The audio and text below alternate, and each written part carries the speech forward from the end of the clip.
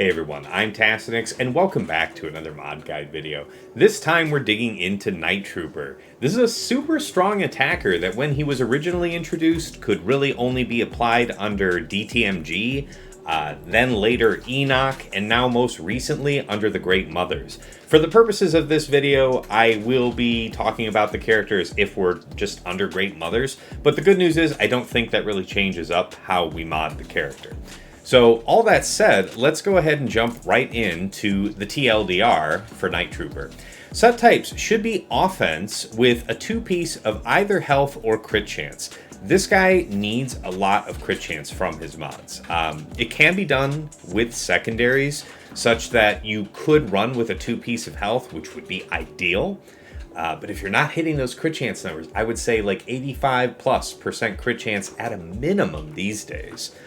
If you're, in upper Kyber 1, you can kind of adjust that down if you need to. But like as a base case, I would say shoot for 85% crit chance. And if you're not able to do that with a 2-piece of health, then go for crit chance to get the job done.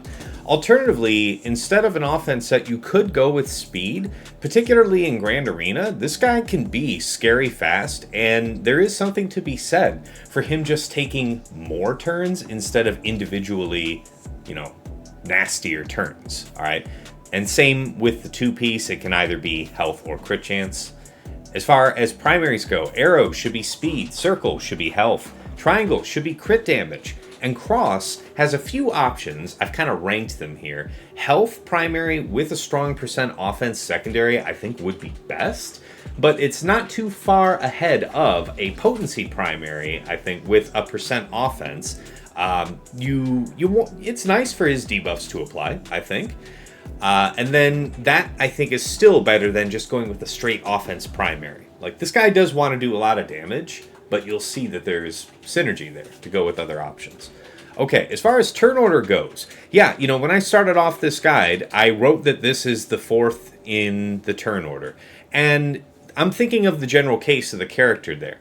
In Grand Arena in particular, this guy's going to get another, I want to say, 25 speed for free? 25 or 35, something like that. We'll see here in a second. He's going to be really fast. So in practice in Grand Arena, he may end up being ahead of DTP. I don't think that's the end of the world, because this guy just going fast is a pretty serious bit of business. All right, as far as the stat priority goes, speed is actually really important here. We want this guy to be moving. In fact, he will have stacking speed and immunity to turn meter reduction. He's meant to not get stopped. He needs to just be zooming about, okay? Greater than offense, greater than health. You see, I think you're going to get the majority of your health out of the primaries that you choose, especially if you go with that cross like I was talking. So that's why I say if you're getting the primaries out of the way, I would prioritize offense over health, and then potency towards the end. All of this is, of course, assuming that you've hit that minimum 85% physical crit chance. You know what? I'm going to save that. I'm going to put that down. Hit minimum 85% physical crit chance. All right, so there you go. All right, now as a refresher, we'll take a look at Great Mother's leadership and the impacts that will make on the modding here. This is just a redux, so we can have an idea of how it impacts the mods. Excuse me.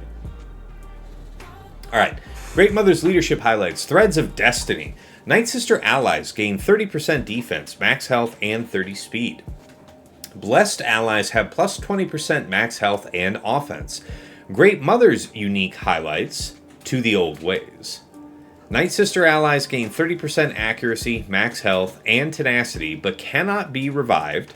And whenever an enemy is critically hit, Great Mothers and all Blessed allies gain 1% offense, stacking for 2 turns, and recover 2% protection, doubled if the enemy had vulnerable. So in general, I think you're going to prefer to not put Blessed on this character, but if you should, then you would want to have that in mind, those effects. All right, let's go ahead and talk about Night Trooper's unique. Inevitable End. Night Trooper has plus 35% potency. Whenever Night Trooper is damaged, they gain 10% offense stacking and 5 speed stacking, maximum of 100, for 1 turn or until they are critically hit. So it's interesting. Enoch will be coming up in a later video, but I will say that Enoch gives a minus 450% crit chance aura, like as a function of his unique, right? He puts that out on the enemy team, so there's a synergy tie-in right there. This avoidance of critical hit. Whenever an enemy recovers health, Night Trooper recovers 100% health. Enemies can't recover health from health steal when targeting Night Trooper. Pretty cool, like actual zombie character, yeah. At the start of Night Trooper's turn, they gain plus 10% critical damage and defense penetration per stack of Blight for 1 turn, and we'll see what that means in a minute. Whenever Night Trooper reaches 5 stacks of Blight, they gain Frenzy for 2 turns, and Frenzy is defined as when an allied character uses a special ability, the character with Frenzy gains 100% turn meter. Alright, now, this is a great Grand Arena Omicron here, alright? While in Grand Arenas, Night Trooper has plus 100% max health and plus 35 speed. Okay, so yeah, so you get the potency part here, and then you get speed here and max health. So it's not 25, it's 35. This character is screaming fast in Grand Arenas, okay? This is why I was saying in the TLDR, in practice, it's going to be almost... I think it's not worth the effort to try and make DTP faster than Night Trooper in Grand Arenas. Because, yeah, it's pretty easily done. And then if everything works well, this guy's going to be going fast enough that there's kind of no wrong way to have this character go in relation to DTP. Interesting track. It's a little intense. Okay. Let's see here. The rest of it. If the ally in the leader slot is Imperial Remnant, inflict a stack of Blight until the end of the encounter at the start of each Imperial Remnant ally's turn to a random enemy. Whenever an enemy is inflicted with Blight this way, reduce the cooldown of Share My Suffering by 1. Okay, so yeah, if the ally and the leader is Imperial Remnant, so we know that that can be DTMG, that can be Enoch, and then in the not too distant future, we expect that that can be Grand Admiral Thrawn. You know, there's no information at this point about that unit, but it's long suspected to be coming one of these days. All right, let's go ahead and talk about his basic Shambling Shot. Deal physical damage to target enemy and inflict Night Trooper with a stack of the unique effect Blight, which cannot be copied, dispelled, or resisted until the end of the encounter. If this attack scores a critical hit, inflict healing immunity for 1 turn. So that's just among the reasons that we want to make sure he has an effective amount of crit chance and potency, so that this can just be spreading out for free. Okay? If Night Trooper has Blight at the start of this attack, inflict speed down on the target enemy for 1 turn, which can't be resisted, in fact, and remove 10% turn meter, which can be resisted. Alright. Blight is defined as this character has minus 100% health steal. This character takes bonus true damage whenever they lose turn meter from an enemy, which can't be evaded and can't defeat them. Remove all stacks of Blight when this character recovers to full health. Okay? Alright, let's talk about the first special, March of the Undying. Deal physical damage to all enemies, and Night Trooper gains the unique effect Alert for 2 turns, which can't be copied. The enemy with the least turn meter is stunned and inflicted with Vulnerable for 1 turn, and remove 5% turn meter from all other enemies. Call target other ally to assist. You could call DTP, you could call any heavy hitter you want. You could be thinking about whose basic you could be taking advantage of, like Morgan Elsbeth's when you're using this call to assist. Really powerful skill. Alert is defined as whenever an ally gains bonus turn meter while not at 100% turn meter, this character gains 10% turn meter once per turn.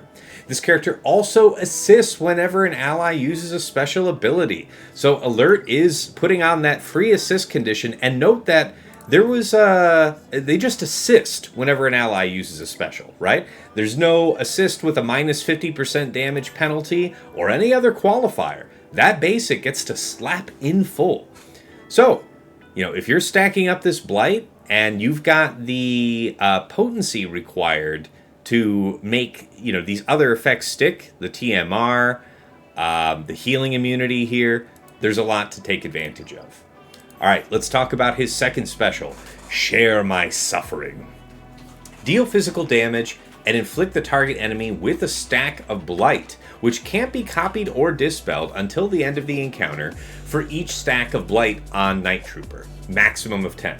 So again, you're doing damage and you're inflicting a target enemy with a stack of Blight until the end of the encounter for each stack of Blight. So that is, right, it's a multiplier, right? So you're putting out as many as you have on yourself, all right? A maximum of 10. Then remove 100% turn meter from target enemy. That is another potency check. All enemies are inflicted with crit chance down for 2 turns.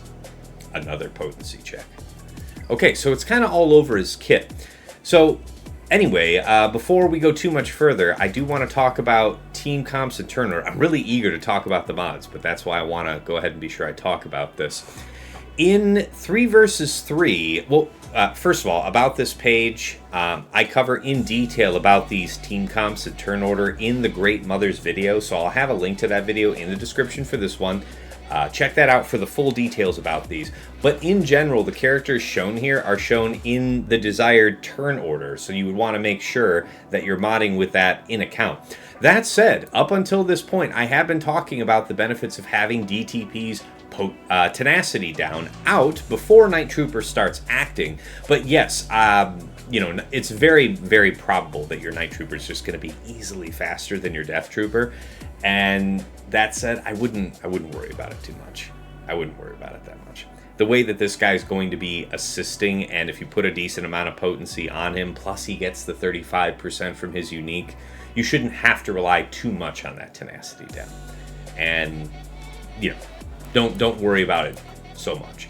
All right, so that said, in 3 versus 3, I don't really see Night Trooper actually fitting with Great Mothers. I like him with DTMG and Scout. That's an effective split in 3 versus 3. And then you've got these splits, as you see here, with Great Mothers. So I guess I'll just mention that, yeah, DTMG can work. You can also do Enoch, although I think as a leader, even in 3 versus 3, I think he's an inferior choice. So you might consider DTMG for now. Again, at the time of this recording, this is long before we have any inkling of what a Galactic Legend Thrawn might look like, but that's probably going to be a good use for this guy as well. In the full 5-man team, I do think that he's part of the core 4.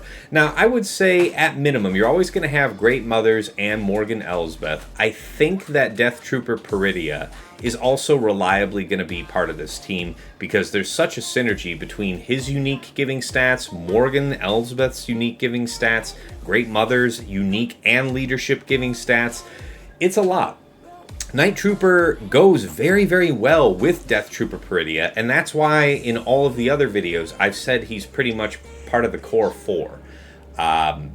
You may consider breaking them apart in 5 versus 5 so that you could have Night Trooper with a DTMG team and still have most of an effective Great Mothers. So you could have Great Mothers, Morgan Elsbeth, Death Trooper Peridia, and then something like Acolyte and Spirit, or Spirit and Talia. I've even seen some like Talia and Initiate, okay? And I think that that latter one with Talia and Initiates, if you're going to set that on defense, I think the AI properly would give out Blessed to either Morgan or Spirit. If you have like Acolyte in there, Acolyte might get it instead of Spirit, which I think is a worse move. So just things to keep in mind. Okay, enough about that. Let's actually go back in here and take a look at the mods themselves. So first, we'll take a look at my modding real quick. Like I said in the TLDR, you could go with an offense set, and I do have enough crit chance through the mods and through the secondaries up until this point to be over 85%. I feel like there's enough critical avoidance running around these days that You know, a few years ago, 75%. 2 or 3 years ago, 75% felt like it was enough. But I don't think so. And again, this is all based on fighting in higher Kyber 1, the top of Kyber 1, really, the top like 100. So if you're not encountering anything that feels threatening, you know, crit avoidance wise, maybe give yourself a couple percentage points off, you know, a little bit of a break, but not too much, okay? So that said, I have the speed arrow, and considering that he gets this big boost of speed from the unique, I feel like I want to lean into just zooming. If you had like a 29, 30 speed health primary arrow, oh man, that would be really tempting to walk away from, right? Because in Grand Arena with that plus 100% max health, and then you're thinking about the other health synergies from your allies, you can be an outrageous size, right? If you had Enoch with him, then he's almost never going to be critically hit. He's going to be kind of inevitable and fast. It's a nasty thought. Crit damage triangle, I think, is mandatory. This guy really wants to be critically striking, so take that. As far as the cross goes, yeah, again, I think the top tier choice would be the health primary with offense, maybe even some potency, you know, from your other mods considered. And yeah, you just want to make sure that you're reliably landing your debuffs. It's a big part of what this guy's about. He's got debuffs and TMR. We want that all to be popping off. Now, if you can be, I don't know, you know, 100% potency is what I would think is the minimum that you would want on a character that you have any expectation of seeing their debuffs or TMR effects or what have you actually go off. The higher you go over that, the better things are. Like, here's mine at 117. I'd say, you know, considering that you get 35, what was that from the unique? 35% potency. So yeah, you know, at 115, you're clocking in at like 150% potency, something like that. That's a good look for landing your effects, right? So I'd say 110 plus is a really great place to be for a character who has so much of his kit really wanting you to take advantage of winning that potency tenacity check. So 100% minimum and a little bit more, maybe another 10, 15, 20% more to give yourself that feeling of insurance, okay? Back over to the stats. And yeah, of course, like I said, I guess an offense cross would be the least of these options. Yes, this guy's an attacker. Yes, he's hard hitting, but considering that if you had a health primary, for example, or potency like this, and you've got 5, 6, 7.5% offense from secondaries are some of the best mods out there that I've seen.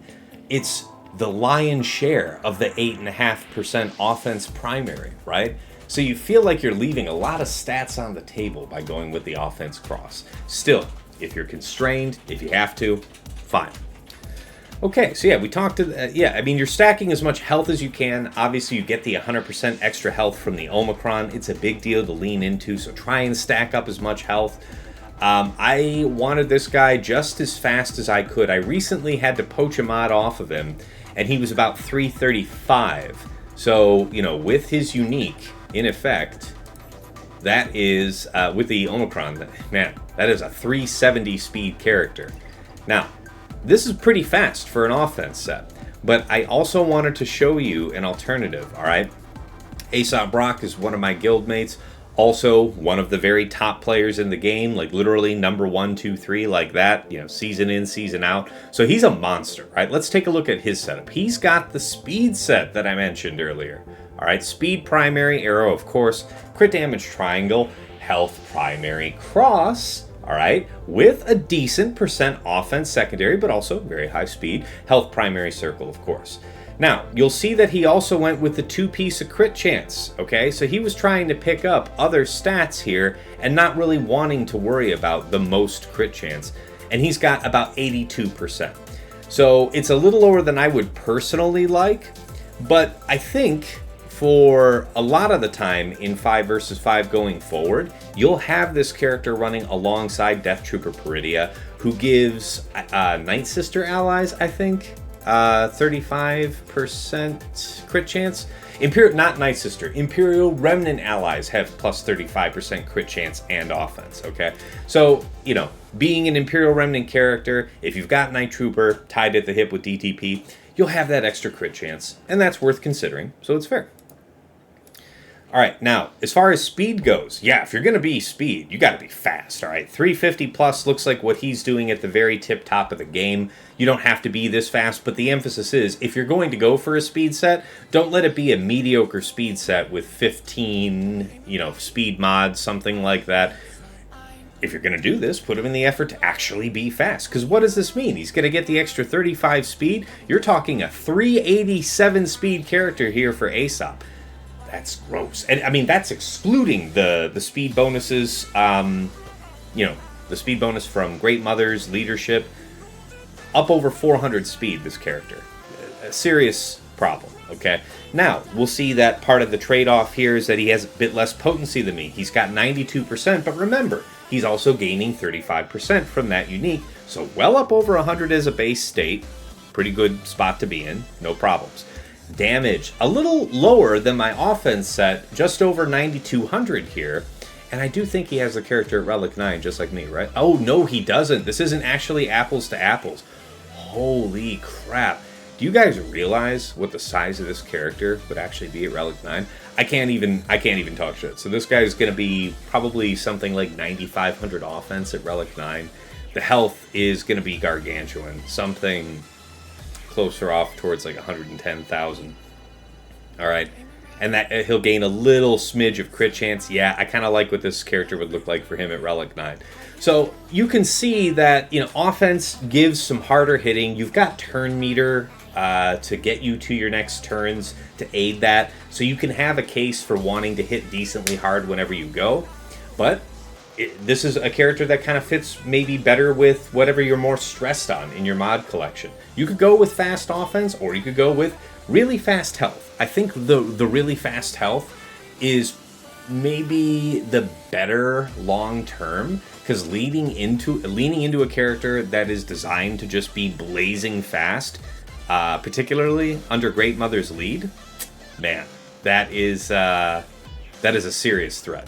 I like the style. All right. Now, as far as applications goes, I will again redirect you to the Great Mother's video, but let me do you guys this solid, okay? I don't want to say that I haven't given you guys a fair shake. Let's go ahead and check 3 verse 3 here and 5 verse 5 here, and we'll set it up for the member being Night Trooper, okay? We'll do it like that. Show no cleanups. I usually set this up for Kyber 1 Division 1. I guess I'll leave that off for you guys. Say a minimum relic of 7, and also say having the Omicron, because I really do think if you're a Grand Arena fan and you're going to be using either the Imperial Remnant or this new Nightsister team with Great Mothers, you really do want this Omicron, guys. It's good. All right, so that said, here in 3 versus 3, what is the type of team that this draws? Definitely against DTMG. Malgus is a classic counter. You can be a little more risky with Treya. Starkiller gets it done. BKM gets it done. Darth Revan. You've got Inquisitors, Lord Vader, Slacker, JML. So under DTMG, this is a very serious threat. I think that's a pretty big problem. Let's actually specifically filter that on so we can see. And I definitely think DTMG is the better lead between that and Enoch. Yeah, so look at the types of teams that this is requiring to be safe. People are largely using very strong teams to take this on, because Night Trooper, under DTMG lead in particular, is a nasty threat. Let's take a look similarly here at 5 versus 5. We'll say DTMG again. Keep it all apples to apples. Oops. Wrong button. Yeah, we'll take our Night Trooper as a minimum. 7. Yeah, I guess I didn't filter that on, but I do want to have the Omi.